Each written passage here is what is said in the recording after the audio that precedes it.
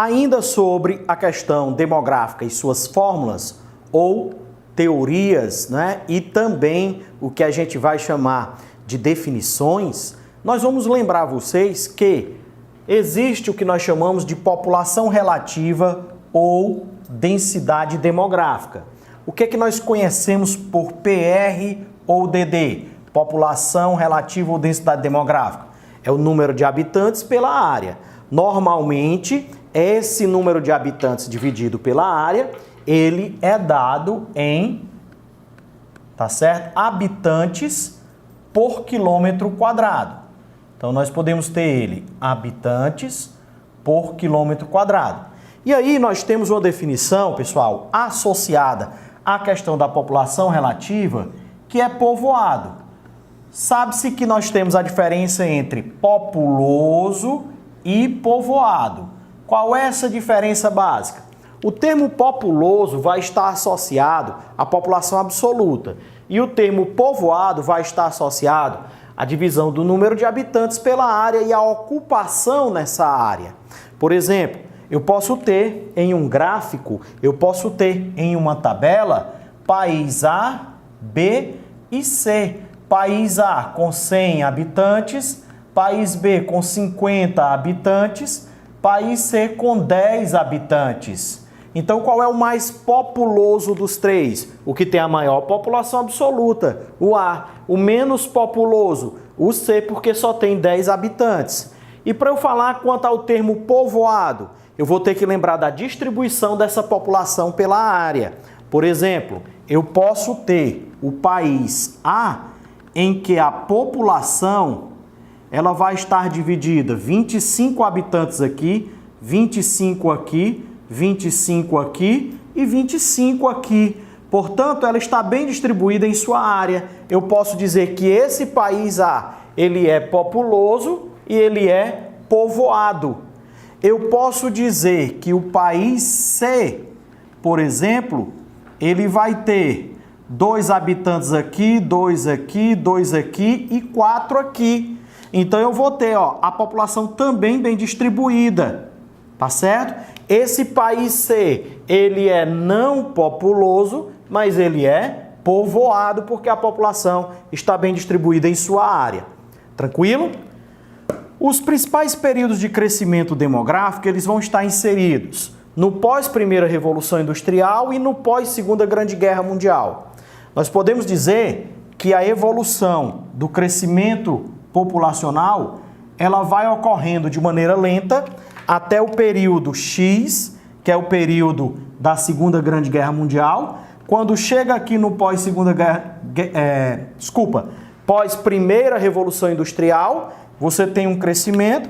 E aí, quando nós chegamos aqui no período Y, o pós-Segunda Grande Guerra Mundial, nós vamos ter aqui um rápido crescimento populacional. E é justamente a partir deste período que nós temos o chamado Baby Boom, a explosão demográfica, tá certo?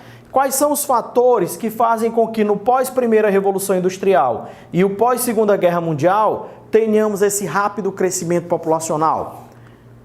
Nós temos a indústria farmacêutica aparecendo, o saneamento básico aparecendo, evolução da medicina de uma maneira em geral, evolução da produção agrícola, e aí tudo isso faz com que ocorra de maneira mais rápida a diminuição da nossa taxa de mortalidade.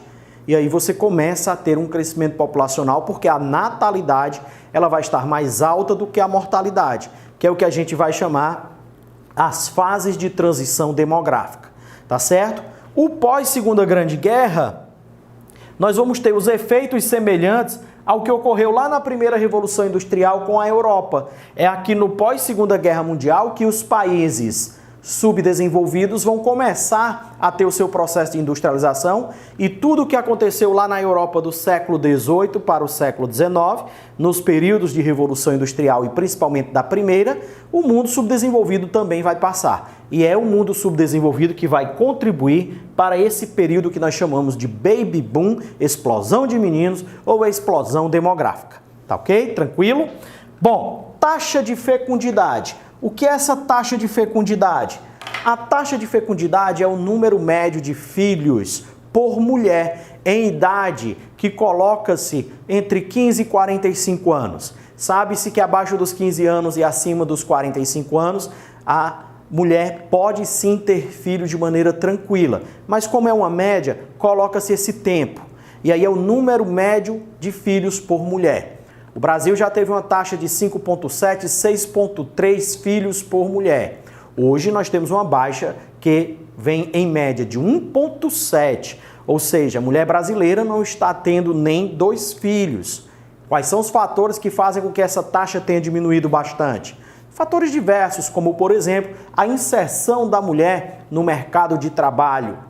Tá certo? Esse é um fator que é um dos mais comentados. Um outro fator é o custo de criação de um indivíduo. O quanto custa este indivíduo para o casal? E aí o casal começa a fazer um planejamento familiar baseado muito na questão econômica e ele diminui o número de filhos. Normalmente, quanto maior o grau de educação do casal, menor a quantidade de filhos. Isso é verificado no Brasil todo, em algumas regiões com maior evidência. À medida em que vai ocorrendo um processo de urbanização, de industrialização, de melhoria da qualidade de vida, naturalmente tende a ocorrer uma evolução da expectativa de vida ao nascer. A expectativa de vida ao nascer, ela hoje no Brasil pode se associar logo de maneira direta e, em geral, em torno de 76 anos. Quando você fala essa diferença do homem para a mulher, ela existe. A mulher ela vive em média de 6 a 8 anos a mais do que o homem por diversos fatores. Nascem mais homens do que mulheres, mas nós temos mais mulheres do que homens, porque a taxa de mortalidade masculina ela é muito acentuada, principalmente dos 16 aos 26 anos. Fatores diversos, como por exemplo, acidente automobilístico, envolvimento com a questão da criminalidade, as doenças que passam a cometer o homem quando ele chega na fase adulta, elas são mais intensas por não procurar muito serviços médicos. Obesidade, diabetes, problemas de pressão, tudo isso aí vai intensificar a perda da qualidade de saúde do homem. E aí nós temos essa diferença. Lembrar vocês, por exemplo, que no Brasil, tanto a taxa de fecundidade, taxa de natalidade, taxa de mortalidade e esperança ou expectativa de vida, ela vai ser diferente de região para região e também dentro de uma mesma região. Tranquilo?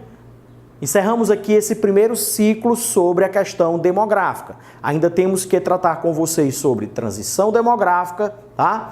E as teorias demográficas.